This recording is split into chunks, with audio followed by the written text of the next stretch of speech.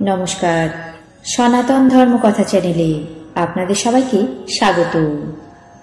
আজ কার্তিক মাসের ২৭ তারিখ শুক্রবার, কৃষ্ণপক্ষের দশমী তিথি। মহাভারতের আদি পর্বের ১৬২তম অধ্যায়ে রাক্ষসের সামনে ভীমের গমন পর্ব শুরু করব। নারায়ণং নমস্কৃত্য নরং চৈব নরোত্তমং দেবীং সরস্বতীং ব্যাসাং ততো জয়মুদীরয়েৎ।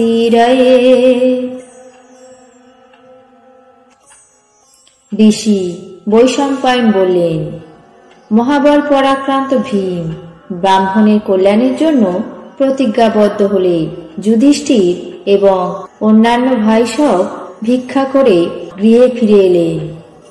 তারপর মাতার মুখ থেকে সমস্ত কথা শুনে বললেন, হে মাতা, মহাবল পরাক্রান্ত ভীম ভয়ঙ্কর সাহসিক কাজ করতে উদ্যত হয়েছে। সেই দুষ্কর কাজ করতে ভীম কি নিজে প্রবৃত্ত হয়েছে, অথবা আপনি কি তাকে অনুমতি দিয়েছেন? কুন্তী বললেন, বৎস, ভীম আমার আজ্ঞা অনুসারে ব্রাহ্মণের মঙ্গলের জন্য এবং নগরের কল্যাণের জন্য এই কাজে প্রবৃত্ত হয়েছে। যুধিষ্ঠির বললেন, মাতা, আপনি এই বিষয়ে ভীমকে অনুমতি দিয়ে অতি সাহসের কাজ করেছেন। আপনি কি জন্য পরের পুত্র রক্ষার জন্য নিজের পুত্রকে বিনাশের জন্য পাঠাচ্ছেন?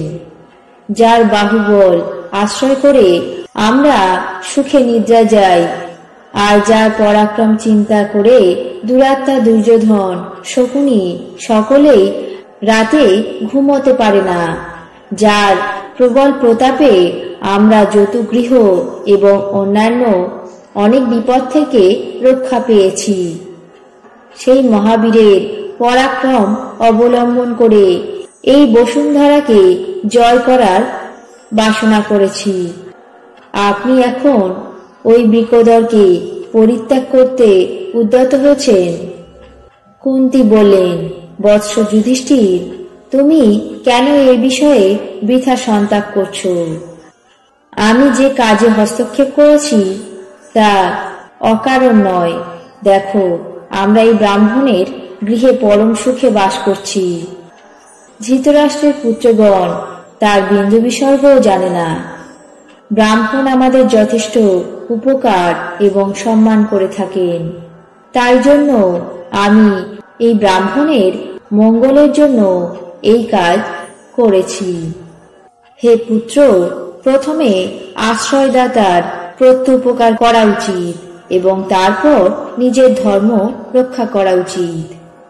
পূর্বে মহর্ষি ব্যাসদেব আমাকে বলেছেন, যে ক্ষত্রিয় ব্রাহ্মণের কোনো কাজে সাহায্য করে সে চরম শুভলোক প্রাপ্ত হয়। যে ক্ষত্রিয় ক্ষত্রিয়ের প্রাণ রক্ষা করে সে ইহকালে এবং পরকালে মহৎ কীর্তি লাভ করে। যে ক্ষত্রিয় বৈশ্যের সাহায্য করে সে সর্বলোকে প্রজারঞ্জক হয়, এবং যে ক্ষত্রিয় শরণাগত শূদ্রকে বিপদ থেকে পরিত্রাণ করে সে রাজপূজিত হয়ে ক্ষত্রিয় কুলে পুনরায় জন্মগ্রহণ করে। হে পুত্র, আমি ব্যাসদেবের এই উপদেশ স্মরণ করে এই বিষয়ে হস্তক্ষেপ করেছি। তুমি চিন্তা করো না, ভীম সঠিকভাবে রাক্ষস বধ করে ফিরে আসবে। ঋষি বৈশম্পায়ন বললেন, ধর্মাত্মা যুধিষ্ঠির নিজের মাতার কথা শুনে তারপর বললেন, আপনি বিপদগ্রস্ত ব্রাহ্মণের উপকারের জন্য অনুমতি দিয়ে যথার্থই কাজ করেছেন। আপনি ব্রাহ্মণের প্রতি অত্যন্ত সদয়। আপনার এই পুণ্য বলে ভীম অবশ্যই সেই দুরাত্মা রাক্ষসকে বধ করে ফিরে আসবে। আপনি আগ্রহ করে ব্রাহ্মণকে বলবেন যে নগরবাসী জনগণ যেন এই সমস্ত বিষয় জানতে না পারে। এইভাবে সমস্ত রাত অতিবাহিত হলে প্রাতঃকালে ভীম অন্ন এবং মহিষ নিয়ে রাক্ষসের আবাসস্থানে গমন করলেন।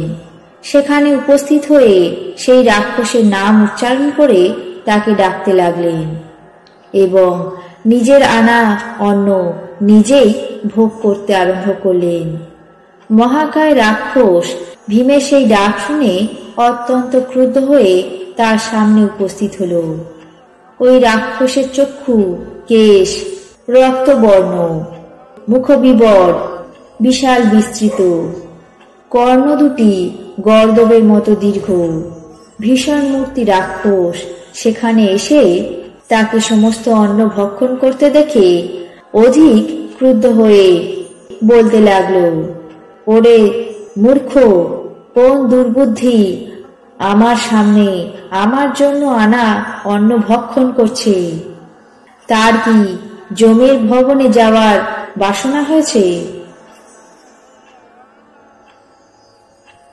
আজ মহাভারতের আদি পর্বের ১৬২তম অধ্যায়ে রাক্ষসের সামনে ভীমের গমন পর্ব এখানেই শেষ করছি। বাকি অংশ আগামী পর্বে পাঠ করে শোনাব। এখন জেনে নেব আজকের দিনের ১২টি রাশির রাশিফল। মেষ, সর্প ভয়, বৃষ, যাত্রায় বিঘ্ন, মিথুন, পত্নীর জন্য ব্যয়, কর্কট, মতানৈক্য, সিংহ, বৈষয়িক সমাধান, কন্যা, অঙ্গহানি, তুলা, বৈরাগ্য ভাব, বৃশ্চিক, সঠিক সিদ্ধান্তে কার্য উদ্ধার, ধনু, ক্ষমতা লাভ, মকর, ব্যবসায় সমস্যা, কুম্ভ, জনসেবায় নিযুক্ত, মীন, কাজের চাপ বৃদ্ধি। এই ছিল আজকের দিনের ১২টি রাশির রাশিফল। আপনাদের কেমন লাগলো তা অবশ্যই কমেন্ট বক্সে জানাবেন। চ্যানেলটিকে সাবস্ক্রাইব করবেন, লাইক করবেন, শেয়ার করবেন। ধন্যবাদ।